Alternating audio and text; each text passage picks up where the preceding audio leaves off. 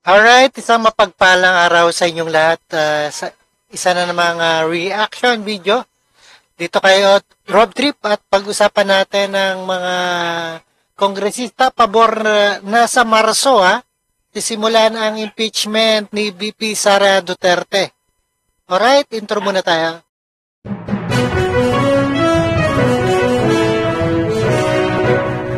Alright guys, ang mapagpalang araw sa inyong lahat.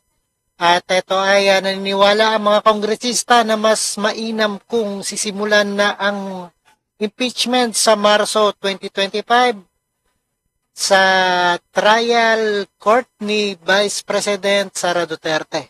Ito ay matapos ihayag ni Senator Minority Leader na si Aquilino Coco Pimentel na plano niyang hingin ang Senate President natin na si Chis Escudero na magkaroon ng kursus at papungpulong ng isang Senado kaugnay ang impeachment. Alright, panoorin po natin guys dito sa ating reaction video. If they can start on March, the better. The sooner really that we can start with all this, the Senate acquiring jurisdiction over the impeachment complaint, the better it would be for the country. Para hindi na mahati pa ang atensyon ng 20th Congress, mas mainam kung sisimulan na sa susunod na buwan ang impeachment trial ni Vice... Minamadali na ang impeachment, no? Dahil botohan na sa May 2025 at mahati ang mga uupo na senatorial. President Sara Duterte. Ito ang posisyon ng mga kongresistang sumuporta sa ika-4 na reklamo laban sa Vice-Presidente kung saan nakasaad ang 7 article. Ayan, maganda yan. Simulan na para magkaalaman na, no? Lahat buksan na kung sino may impeach sa susunod niyan.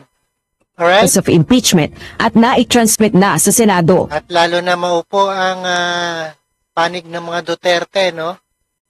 Mawawalang bisa rin yan, alright?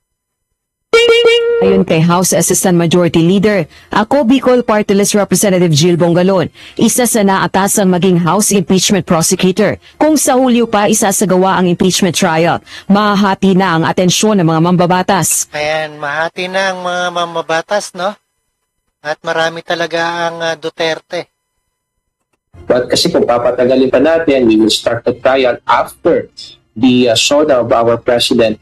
Parang mawawala sa focus yung ating pong mga legislative priorities kasi yun. At malalaman kung sino sunod na ma-impeach, no? Simula na yan kay Sara Duterte. Senado, they will convene as an impeachment trial court. And of course, the members of the Congress, especially the panel of the prosecutors, will be very busy in prosecuting this case. Magkakaiba ang pananaw ng mga legal experts sa tanong kung maaaring simula ng impeachment trial ni Vice President Duterte kahit nakareses ang Kongreso. Si Rene Sarmiento na miyembro ng 1986 Constitutional Commission, iginiit na maaaring mag-convene ang Senado bilang impeachment court kahit nakabreak ang Kongreso. The Supreme Court saying that it has to become a focus of issue and so far as non-legislative function.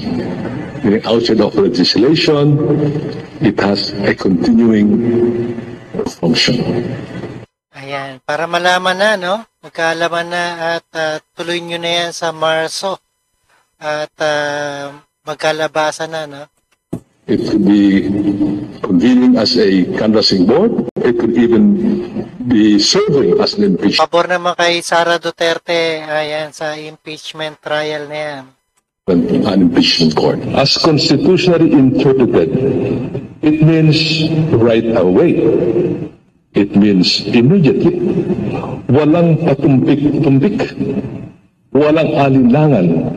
Gawin kaagad. Si Senate President Francis Chis Escudero naninindigang hindi makapag-uumpisa sa impeachment proceedings hanggat hindi nakasesyon ang Kongreso. Ganito rin ang pananaw ng ilang itinuturing na legal luminaries.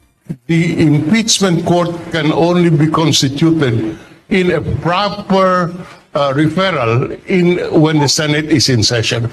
If the Senate is not in session as it is today, this impeachment court cannot constitute itself. That impeachment is not included as among the reasons why special session can be conducted. My conclusion is that no, impeachment proceedings or this impeachment trial cannot be conducted during recess. Giit naman ni House Assistant Majority Leader, Tingog Party List Representative Jude Asidre, dapat gawin na ng Senado ang mandato nito. But Oo, simulan na, no? Ang mandato ng mga kongresista pabor sa Marso, no? Simulan ang impeachment trial ni ay sa isinasaad ng saligang batas. Sa gitna rin ito ng mga nakaambang kilos protesta para ipanawagan ng agarang paglilitis kay VP Duterte. So, anong clamor pa bang hinahanap natin? Naantay ba natin magkaroon ulit ng isang EDSA or magkaroon ng RAN? I don't think it's fair to the democratic process to have to wait for certain mobilizations to be able to discern the will of the people. Kaya malamang mag-aaklas yung mga Duterte, no? Sa mga gagawin nilang agarang impeachment kay VP Sara. Naniniwala ang mga kongresista, maaaring mag-convene bilang impeachment court ang Senado kung mapagkakasunduan ito ng mayorya ng mga senador. Dalawang petisyon naman ang inihain sa Korte Suprema upang questionin ang legalidad ng impeachment complaint laban kay VP Duterte at hilinging ipahinto ang impeachment trial. Rosa Licoz. Alright guys, ay napakinggan at napanood po natin ang ating reaction video ni Rob Trip. Ayan, naniniwala ang mga kongresista na mas mainam daw na simulan itong sunod na buwan sa Marso, no? Ang impeachment ni VP Sara. Sang-ayon ba kayo guys na ipawalang bisa na yan na impeachment trial? Alright? Maraming salamat sa panonood pagkinig dito kay Rob Trip. And see us again sa ating reaction video. Thank you guys and peace out.